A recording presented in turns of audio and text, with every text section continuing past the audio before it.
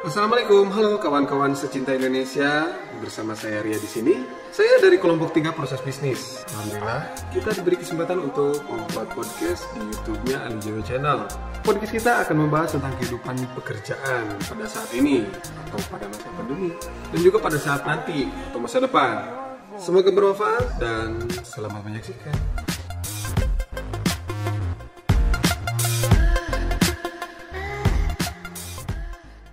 Oke, bismillahirrahmanirrahim. Assalamualaikum warahmatullahi wabarakatuh. Waalaikumsalam warahmatullahi wabarakatuh. Perkenalkan, nama saya Riyad. Hari ini kita berada di program podcast. Kita bakal ngebahas tentang kehidupan sehari-hari yang tentunya yang bersinggungan langsung dengan kehidupan kita sehari-hari. Oke, mengingat kita sekarang masih pandemi ya, apalagi lagi ada kenaikan ya. Selama pandemi ini kita kerja secara WFH ya, apalagi ini kan backgroundnya Pak Furkon. Iya, kebetulan kalau saya sih staf salah satu universitas swasta di Jawa Barat. Kebetulan itu salah satunya untuk kegiatan sehari-hari saya ya di kantor biasa, di kampus kayak gitu. Aja sih kali kegiatan sehari. Selain itu ya paling buat perkuliahan dan main saja. Oke, Bu Elin. Oh, ini malahan. Bu Elin, gimana Bu Elin kehidupan kesibukan sehari-hari? Kegiatan sehari-hari saya karena saya tenaga pengajar, ya ternyata harus WFH juga sih dengan cara online gitu kan. Emang sih bete juga gitu kan ya. Oke, bete dengan adanya WFH. Pak Sofian gimana, Pak Sofian? Kalau saya sama di dunia pendidikan, cuma saya di bawahnya di SMK. Jadi saya Bete juga enggak? sebagai staf pengajar. Kalau bete kebetulan karena tantangan ya, tantangan sekarang apalagi sekolah libur, jadi kita punya tantangan bagaimana bisa lanjut belajar tapi di rumah. Tapi gitu. saya juga sama tantangan, tapi biasa aja weh. Oke, Pak Anjar, gimana Pak Anjar? Kehidupan sehari-hari, kesibukan saya sehari-hari sebagai staf akademik di salah satu WFO kan ya? perguruan WFH. tinggi swasta di Ini mah Sumedang. WFO. Apa WFO? Kerja di kantor, ini mah di rumah. Work from office. Iya. Oh, masih tetap di... Sama kan Pak Cecep ini WFO. Selalu Oke. standby di kantor. Tapi sempat WFH kan? Iya, Sempat sempat. WFH. Tuh lagi makan tugas soalnya operator. Sempat WFH? Enggak. Juga. Sempat tuh. Tahu nggak apa-apa ya. Ya. Sempat WFH kan, rata-rata sempat WFH. Rata-rata. Karena memang tuntutan pemerintah juga kan Ya. pada saat itu menuntut agar semua karyawan bekerja secara daring di rumah. Baik, apalagi ini bersinggungan dengan pendidikan semuanya ya. Mahasiswa, guru, staf, semuanya bekerja di rumah. Dan sampai saat ini ketika WFH, kampusnya, sekolahnya masih ada. Berarti tidak ada salahnya kalau WFH dilanjutkan kan? Benar kan? Ya. Boleh juga. Tergantung gimana. Ya. Yang nama WFH itu kan kerja di rumah ya. Nah, misalkan karena situasinya seperti ini, oke, misalkan kan kalau udah biasa mah ya sebentar lagi juga mudah-mudahan wacana kan kita 2021 kita kan akan bekerja seperti biasa WFO, work from office seperti biasa gitu kan. Nah, memang itu kan kalau WFH itu sesaat aja kan ya Pak Cek Iya. gitu kan, nggak akan Ya. continue Istilahnya mah mudah-mudahan kalau WFH pasti. ini mah kan memang solusi selama masa pandemi ini, karena memang bersinggungannya dengan kesehatan juga. Nah, malahan pemerintah juga banyak wacana yang memang istilahnya mulai dari sekolah, perkantoran juga. Rencananya kan 2021 itu mulai Tatap muka. mulai masuk. Untuk sekolah tetap muka, untuk industri yang lainnya mungkin selama kesehatan itu sudah terselesaikan mungkin kembali ke awal lagi gitu. Tapi tetap kita kan dengan menjaga protokol kesehatan Iya, gitu kan. gitu. Nah, dengan adanya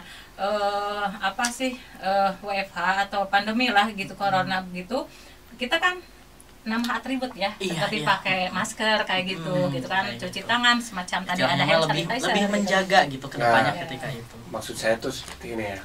Ketika di WFH kan, itu kan mengingat gini ya, kalau Iya. misalnya seseorang tidak terlalu memaksakan untuk keluar atau mengharuskan seseorang itu keluar, itu kan bisa menghindari kemacetan, polusi. Kalau saya setuju mungkin kalau untuk pendidikan ya, karena pendidikan itu kan mengalir ya, mendidik, jadi harus ada yang dilihat.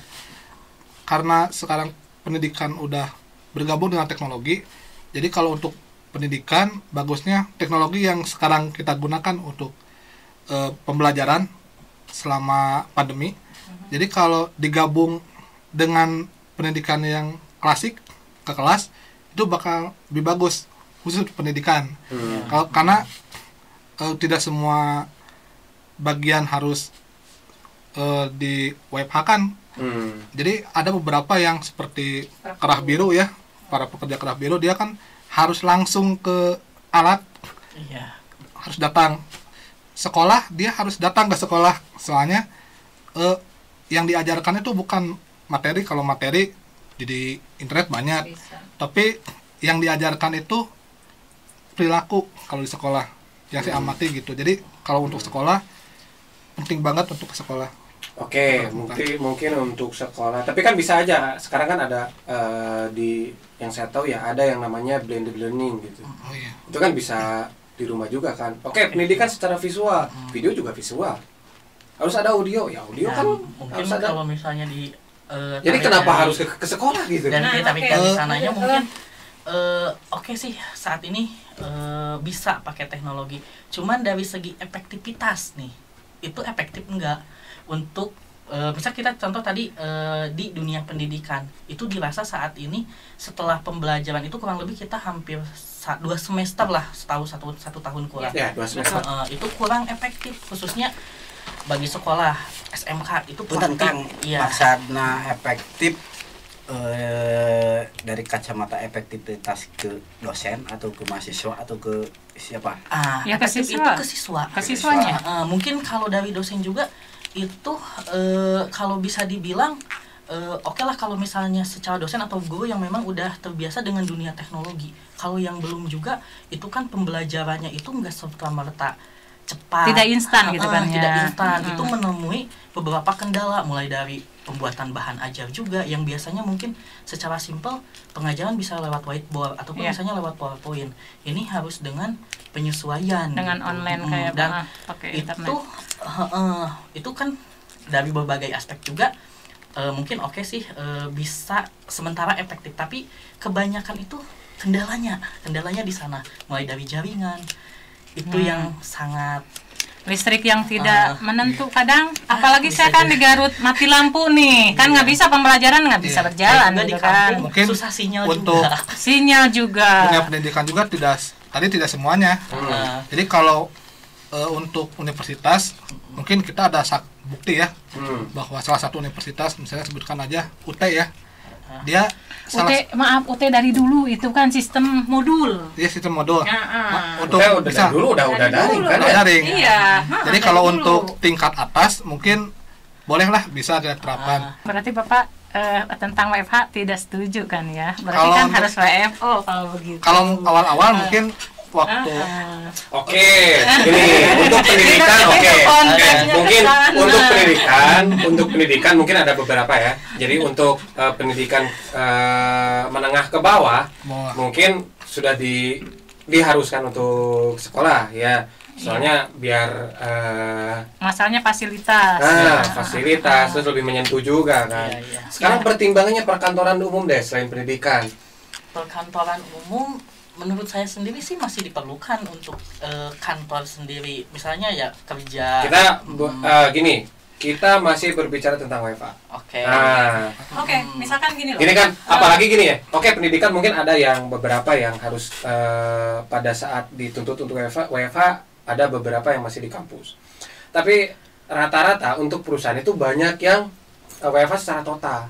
Dan sampai saat ini perusahaannya masih ada. Kalau kan nggak bisa WFA, itu kan masih WFO. Bank itu kan pelayanan publik. Bank. Sama kan perusahaan juga. Itu kan mesti stay di kantor, nggak bisa kan pelayanan di rumah masa Industri, itu hanya nggak bisa gitu kan. Jadi tetap aja misalkan dengan adanya WFH terus gedung itu dibutuhkan. Nah dari segi sosialnya juga misalkan kita untuk WFO gitu kan, ya harus apalagi kita orang Indonesia ya. Indonesia itu kan kalau tidak bertatap muka, tidak say halo dengan teman, itu sangat penting gitu kan, sosialisasi. Apalagi misalkan dengan adanya sosialita, misalkan seperti sekarang kita online, tetap aja kan kalau nggak lihat wajahnya nggak asik gitu kan, tetap aja kita harus kopdar kan. Kalau untuk perkantoran mungkin tidak semuanya ya Kak, kantor. Kita pisahkan dulu kantor. Ada kantor yang misalnya kalau bank itu kan masa uang harus aman kan? Iya.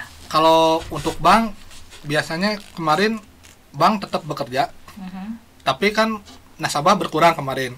Iya emang dari jadwal. Jadi tapi bank tetap ada. Tapi untuk perkantoran mungkin perkantoran yang untuk yang pekerjaannya harus menganalisis, dia bisa dialihkan ke rumah.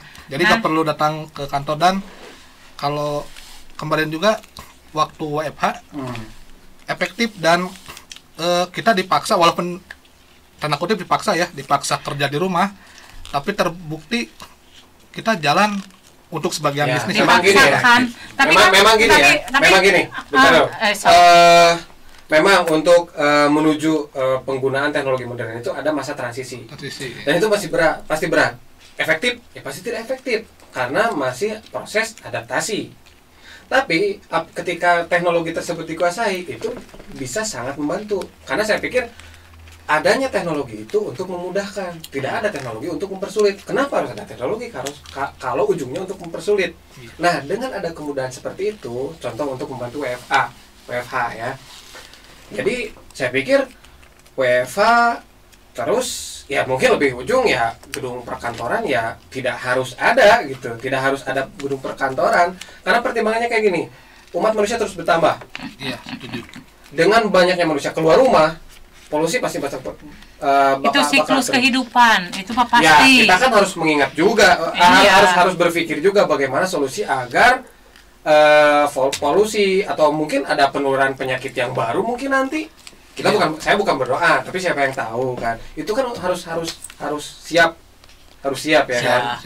Memang mungkin sih kalau misalnya secara ditinjau dari segi itu ya kita memang bagus gitu WFH. Cuman kan kita nggak semuanya sektor, apalagi mungkin industri ataupun perusahaan lainnya itu bisa WFH kayak gitu, mengandalkan teknologi. Ada juga kan yang memang masih tergantung dengan adanya kegiatan di dalam suatu ruangan atau kantor lah misalnya kita contoh apa? Nah contohnya mungkin salah satunya pelayanan publik, kedua itu industri kalau nggak bisa kecuali kan kita kalau misalnya nanti diganti dengan istilahnya robot suatu saat, nah itu kan dampaknya ke sosial juga, ke SDM kasihan nanti ada pemangkasan. Nggak bisa sama belum bisa itu beda. Karena kita di Indonesia, khususnya di Indonesia, belum mengenal namanya artificial intelligence. Siapa yang tahu ke depannya pelayanan manusia pun akan tergantikan dengan saya emang kasihan kalau misalkan kalau berbicara yang itu kasihan loh. SDM kita terpangkas oleh robot. Terus kita mau jadi apa? Ya makanya manusia harus dituntut lebih kreatif lagi. Berarti kita lihat aja sih untuk keadaan sekarang dan karena mungkin belum siapnya Indonesia, berarti mungkin beberapa tahun kemudian, berarti otomatis istilahnya tempat itu atau misalnya area untuk tempat kerja itu masih harus ada kan, seperti itu istilahnya tempat bekerja orang-orang gitu. Nggak selamanya si orang itu bisa dikerjakan di rumah, berarti ada yang menempati rumahnya, istilahnya gedungnya itu ada kayak gitu. Iya, oke. Berarti saya anggap WFH bisa-bisa aja, tapi itu dianggap tidak memenuhi semua jenis kegiatan gitu, pekerjaan juga gitu. Cuman beberapa segelintir, misalnya programmer bisa WFH, ataupun misalnya sistem analis bisa WFH, tapi ada beberapa yang memang tidak bisa dilaksanakan secara betul. Kalau WFH itu hanya bagi segelintir, nggak menyeluruh gitu kan. Dasarnya yang namanya pekerjaan nggak bisa. Contohnya misalkan tadi bapak kan ada WFH, misalkan untuk perkantoran juga nggak semuanya WFH yang saya tahu itu kan misalkan dari misalkan dari itu tracing gitu kan, dari usia 50 ke atas WFH, yang produktif ya WFO. Coba aja tracing ke kantor. karena orang-orang yang menjalankannya itu belum menguasai teknologi atau dalam hal ini dalam proses adaptasi. Saya pikir kalau misalnya orang tersebut yang menguasai teknologi, mungkin bisa aja lebih efektif. Bukannya belum menguasai teknologi udah tahu kan sekarang absen semua itu pakai print apa? Fingerprint, Nah, ada juga kan aplikasi semuanya yang gitu, bisa itu lewat udah berbasis smartphone juga, ada teknologi. juga. Gitu. Ya maksudnya itu kan kalau fingerprint saya pikir bukan teknologi untuk mendukung WFH. Ya kali fingerprintnya di rumah masing-masing. Di Indonesia itu kan harus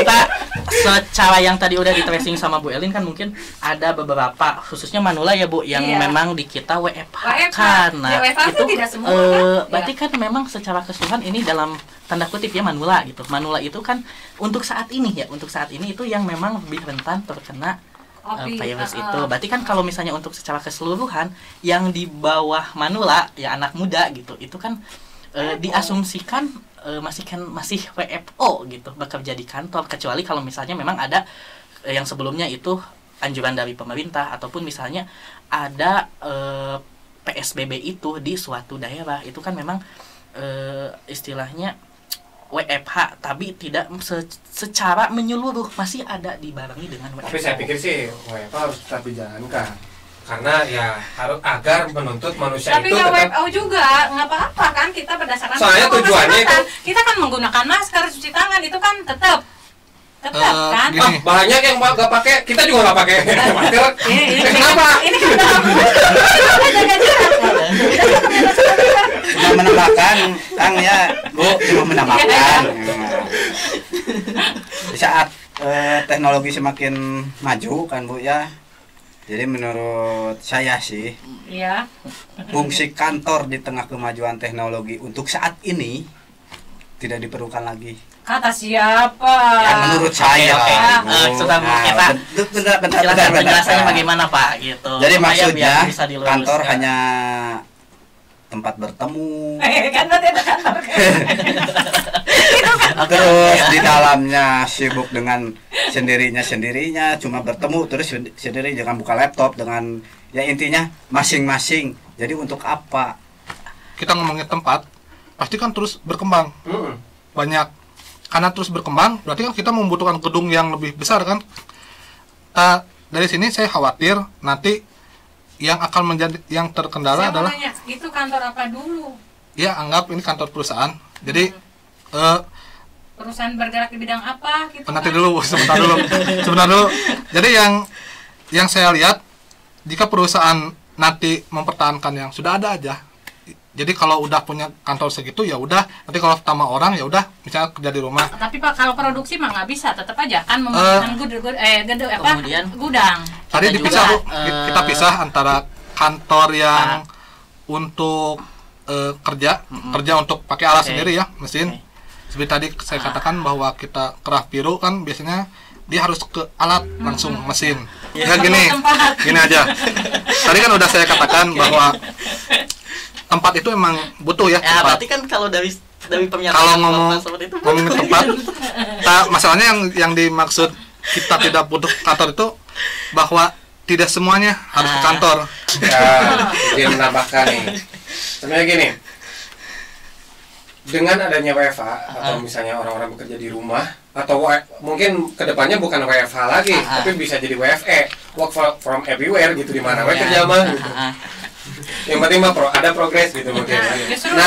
Nah gini, terus gimana kalau misalnya ada karyawan yang tidak mempunyai alat? Gini deh, kalau misalnya WFA diberlakukan, terus perusahaan terus berkembang, nah dengan adanya WFA berarti kapasitas gedung pun tidak harus bertambah kan? Tidak harus. Nah untuk penambahan kapasitas gedung itu bisa di-cut menjadi untuk kalau ada dananya iya kan ada perkembangan gini deh, kalau misalnya tidak WFA otomatis kapasitas kantor bertambah kan, itu ada penambahan biaya juga kan, makan mungkin, tempat duduk mungkin, kapasitas. WFA dengan adanya alat itu penghamburan bagi saya.